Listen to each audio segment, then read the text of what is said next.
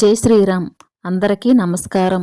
July 24 గురువారం నాడు ఆషాఢ అమావాస్య ఏర్పడింది. దీన్నే చుక్కల అమావాస్య అని కూడా అంటారు. అత్యంత శక్తివంతమైన ఆషాఢ అమావాస్య రోజున కొన్ని శక్తివంతమైన పరిహారాలను పాటిస్తే ఈ సంవత్సరం అంతా మీ కుటుంబంపై లక్ష్మీ కటాక్షం సిద్ధిస్తుంది. ఈ నెలలో వచ్చిన ఆషాఢ అమావాస్య గురు పుష్యమి యోగంతో ఏర్పడింది. పుష్యమి నక్షత్రంలో అమావాస్య రావడం చాలా విశేషం.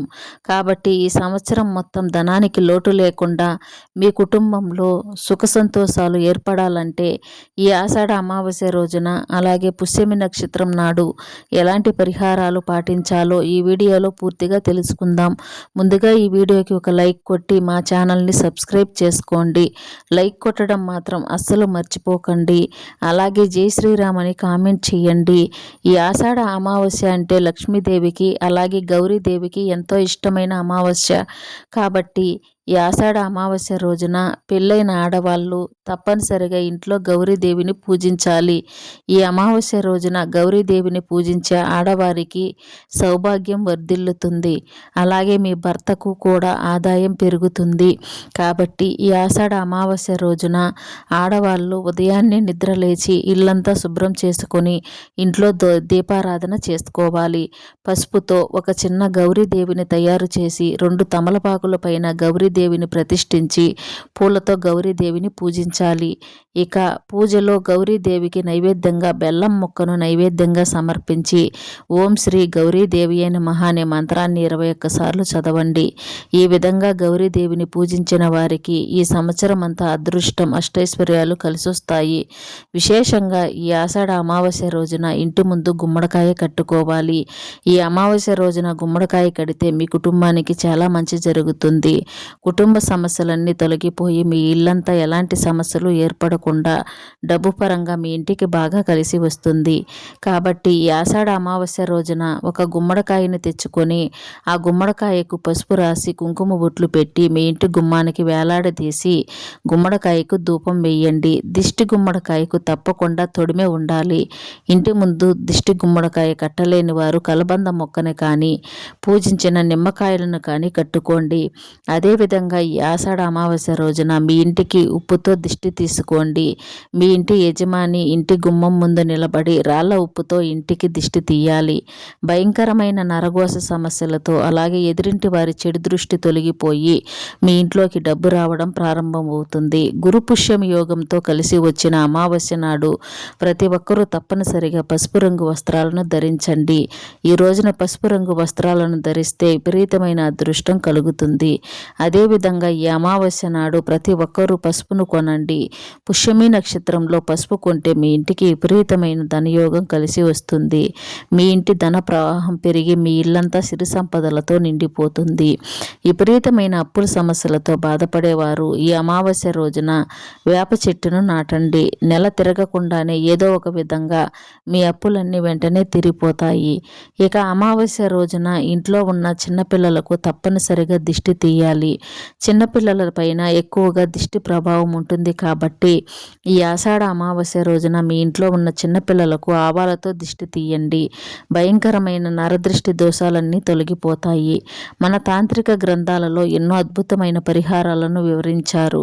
అయితే అమావాస్య రోజున రాహుకాల సమయం అంటే జూలై 24వ తేదీన గురువారం నాడు మధ్యాహ్నం 1:30 నుండి 3 గంటల మధ్యలో ఇంట్లో ఉన్న ప్రతి ఒక్కరూ తప్పనిసరిగా తేనె కలిపిన మరమరాలను తినండి. ఇలా చేయడం వల్ల సర్వ పాపాలన్నీ తొలగిపోయి మోక్షం లభిస్తుంది. మన జాతకంలో పాపకర్మలు తొలగిపోతే జీవితంలో ఎలాంటి సమస్యలు ఏర్పడకుండా ఉంటాయి. కాబట్టి ఈ పరిహారాన్ని తప్పకుండా పాటించి చూడండి. ఇక ఈ ఆషాఢ అమావాస్య రోజున ఇంట్లో ఉన్న ప్రతి ఒక్కరూ ఖచ్చితంగా తలస్నానం చేయాలి. లేదంటే మిమ్మల్ని దురదృష్టం వెంటాడుతుంది. అదేవిధంగా ఈ అమావాస్య నాడు తలకు నూనె రాయకూడదు. ప్రతి ఒక్కరికి ఎన్నో కోరికలు ఉంటాయి. కోరిన కోరికలన్నీ వెంటనే నెరవేరాలంటే ఈ ఆషాఢ అమావాస్య రోజున నల్లచీమలు కనిపిస్తే ఆ నల్లచీమలకు ఆహారంగా పంచదారను వేయండి. కోరిన కోరికలన్నీ తక్షణమే నెరవేరుతాయి. ఇక ప్రస్తుత రోజుల్లో చాలామంది కాళ్లకు నల్లదారాన్ని కట్టుకుంటారు. అయితే ఈ ఆషాఢ అమావాస్య రోజున ఇంట్లో ఉన్న ప్రతి ఒక్కరూ ఖచ్చితంగా కాలికి నల్లదారం కట్టుకోవాలి. అమావాస్య రోజున నల్లదారం కట్టుకుంటే ఎలాంటి దుష్ట శక్తులు ఆవహించకుండా నరదృష్టి సమస్యలన్నీ వదిలిపోతాయి. ఆడవాళ్ళు ఎడమకాలికి నల్లదారాన్ని కట్టుకోవాలి. అదే మగవాళ్ళు అయితే కుడికాలికి నల్లదారాన్ని కట్టుకోవాలి. ఈ ఆషాఢ అమావాస్య రోజున లక్ష్మీదేవిని మీ ఇంట్లోకి ఆహ్వానించాలంటే సాయంత్రం స్నానం చేసి మీ ఇంటి ప్రధాన ద్వారం ముందు నువ్వుల నూనెతో 2 దీపాలు వెలిగించండి. ఇక మీ ఇంట్లోకి అష్టలక్ష్ములు అడుగు పెడతారు. తద్వారా మీ కుటుంబం మొత్తానికి సిరి సంపదలు కలుగుతాయి. అదేవిధంగా ఈ ఆషాఢ అమావాస్య నాడు మీ బీరువా తలుపులను శుభ్రంగా తుడిచి బీరువా పైన స్వస్తిక్ గుర్తును వేసి మీ బీరువాలో ఒక ఎర్రటి వస్త్రాన్ని పెట్టుకోండి. అమావాస్య రోజున ఈ పరిహారం చేస్తే మీ ఇంట్లో లక్ష్మీదేవి స్థిర నివాసం ఉంటుంది. తద్వారా మీరు ధనవంతులయ్యే అవకాశం ఉంది. అమావాస్య రోజున గోవును పూజించిన వారికి సమస్త పాపాలు తొలగిపోయి జన్మజన్మల అదృష్టం కలుగుతుంది. ముఖ్యంగా ఈ ఆషాఢ అమావాస్య రోజున గోమాతకు ఆహారం వేసి నమస్కారం చేసుకుంటే ముక్కోటి దేవతల అనుగ్రహం లభిస్తుంది. అదేవిధంగా అమావాస్య రోజున తప్పనిసరిగా ఇల్లంతా శుభ్రం చేసుకొని ఇంట్లో పసుపు నీళ్లు చల్లుకోవాలి. ఇలా చేయడం వల్ల మీ ఇంట్లో ఉన్న నెగిటివ్ ఎనర్జీ మొత్తం తొలగిపోతుంది. అమావాస్య రోజున పసిపిల్లలను బయటకు తీసుకురాకూడదు.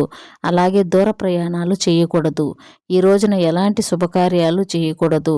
అలాగే కొత్త వస్త్రాలను ధరించకూడదు. ముఖ్యంగా నలుపు రంగు వస్త్రాలను ధరించకూడదు. అమావాస్య రోజున కొత్త వస్తువులు కొనకూడదు.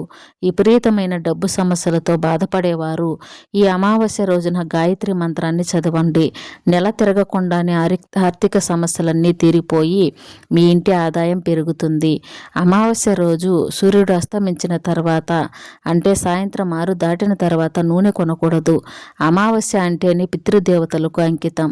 పితృదేవతల ఆశీర్వాదం మన కుటుంబంపై ఉంటే మన కుటుంబంలో ఎలాంటి సమస్యలు ఏర్పడకుండా తరతరాల తరగని ఐశ్వర్యం లభిస్తుంది.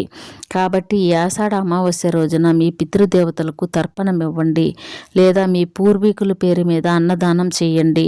ఇలా చేయడం వల్ల చనిపోయిన మీ పూర్వీకులు 100 సంవత్సరాల పాటు ఉన్నత లోకంలో నివసిస్తారట.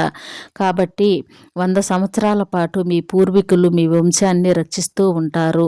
ఈ అమావాస్య రోజు ఏది చేసినా చేయకపోయినా బ్రాహ్మణులకు స్వయం పాక దానం చెయ్యండి. మీ కుటుంబంలో ఎలాంటి సమస్యలు ఏర్పడకుండా ఉంటాయి. అమావాస్య రోజున ఇలాంటి చిన్న చిన్న నియమాలు పాటిస్తే సంపూర్ణ లక్ష్మీ కటాక్షాన్ని పొందవచ్చు.